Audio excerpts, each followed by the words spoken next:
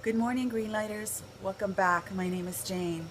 And today I want to thank you for spending your moment with us, whatever time of day it is that you've chosen to greenlight with us. I appreciate that you um, have tuned in, I guess. We're going to call it that. Thank you for sharing with us. I really appreciate it. And today I want to greenlight my day with something I found on Pinterest. I love that place. Um, and it's something that was written by Daniel Kapek, I guess, Kapecki. I don't know if I'm pronouncing that right. And it looks, whoever the pinner was, they took it from lessonslearnedinlife.com. So this is what he wrote or said. Most of my life has been spent trying to shrink myself, trying to become smaller, less needy, because I didn't want to be a burden. I didn't want to be too much or push people away. I wanted people to like me. I wanted to be cared for and valued. I wanted to be wanted. So for years, I sacrificed myself for the sake of making other people happy. And for years, I suffered.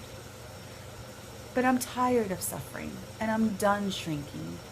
It's not my job to change who I am in order to become someone else's idea of a worthwhile human being.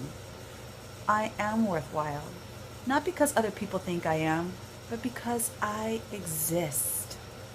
And therefore, I matter. My thoughts matter. My feelings matter. My voice matters. And with or without anyone's permission or approval, I will continue to be who I am and speak my truth. Even if it makes people angry, even if it makes them uncomfortable, even if they choose to leave, I refuse to shrink. I choose to take up space. I choose to honor my feelings. I choose to give myself permission to get my needs met. I choose me. And so that's how I am greenlighting my day. Now, I've had this discussion with friends where they feel like this choosing me theme, um, this positive self-talk, can they feel is taking people away from being selfless. They think that we are all on this trip of selfishness. And I can see what they're talking about because I know that it's so easy to lose ourselves when we're in um, when it's all about us, right? I was remembering back when I had weight loss surgery in 2008. For those of you who didn't know, and that first year was a very selfish year, and everything was about me. It was about my food choices, my taking my time to exercise. Everything was about me, and for the first time in my life, it was all about me. And I was not somebody who was brought up to think about myself or put myself first at all. And so all that time, everything had been about other people. And any time that I had taken for myself beyond that point was always usually an act of rebellion, right? Where you can only take so much, right? It builds up where you're always last. So anything I did that was specifically for myself afterwards was really totally just because I was tired. I was tired of it. And so I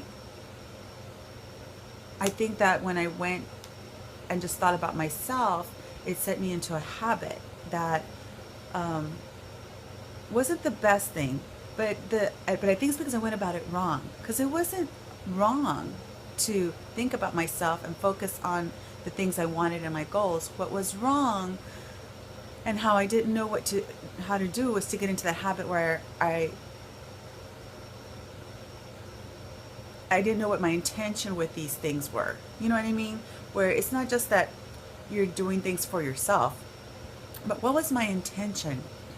So if I'm going to take this time to you know, away from my children, who at that time, you know, I still had small children, or younger children, not small, younger children who needed me, who needed my guidance.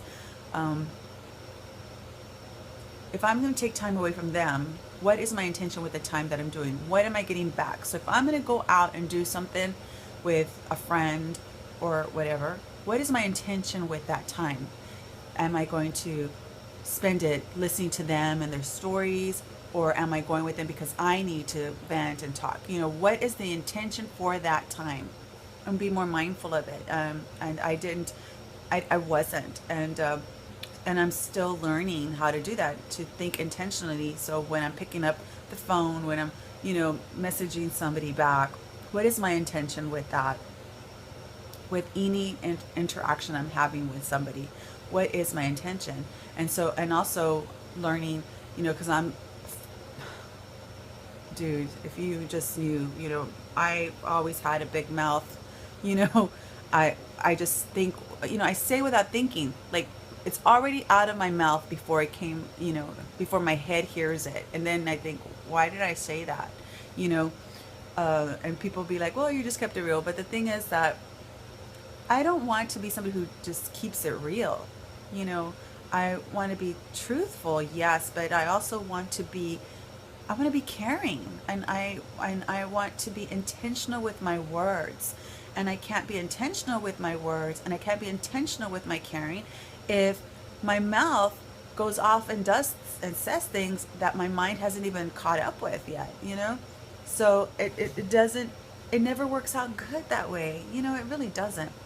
And so now I'm just trying to be more intentional with my words, and it's a hard thing because I'm not good at it. I'm not natural at it. I'm not good at it.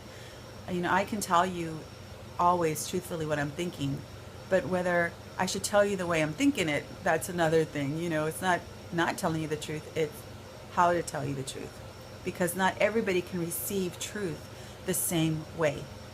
And, you know, those are hard lessons to learn, especially when people are saying, I just want the truth, give me the truth. Well, no, they don't. They may want the truth, but they want the truth said in a way that they can hear it. And I think that instead of us fighting that and saying, oh no, they should, you know, they need just to hear it the way I say it, that's where being more selfless comes into play. If you care about this person, if you care about them, yes, you want to tell them the truth, but you should also care how they take the truth, right? How they receive the truth, what is good for them. And so that is how I'm greenlighting my day. I've taken up a lot of time. See, I'm talking and talking and talking. I guess because I wanted to tell y'all a story. But we'll save it for another week. So I hope y'all have a great day, whatever today is. And, you know, we only get this chance at being this person one time in life. I don't know if we reincarnate. I don't know if we, you know, if there's a heaven somewhere else. I don't know what I don't know. I believe that there's more to us. I believe that when I look at you, that you and I are connected, that we come from the same source. Whatever we believe, I believe that the things that keep us apart, the ideas, religion, politics, all that stuff that keeps us apart, that are designed to keep us apart, are lies. Those are the lies. I think the lie is that you and I belong to each other, that we come from the same place, and that one day we'll be back where we started from. You know, we'll be back together as one being. That's what I believe. You know, and the older I get, the more that seems to be how it is. You know, and for me, see, my mouth is going at it again. So I just want you to know that I appreciate that time that you took. It's like 9 minutes. I keep looking at the time. I'm gonna shut up now. Thank you for being here with me, for spending this morning with me, and I hope that you have a wonderful, blessed day. I choose me. I am grateful. I am going to make this day the best day I can. I am love.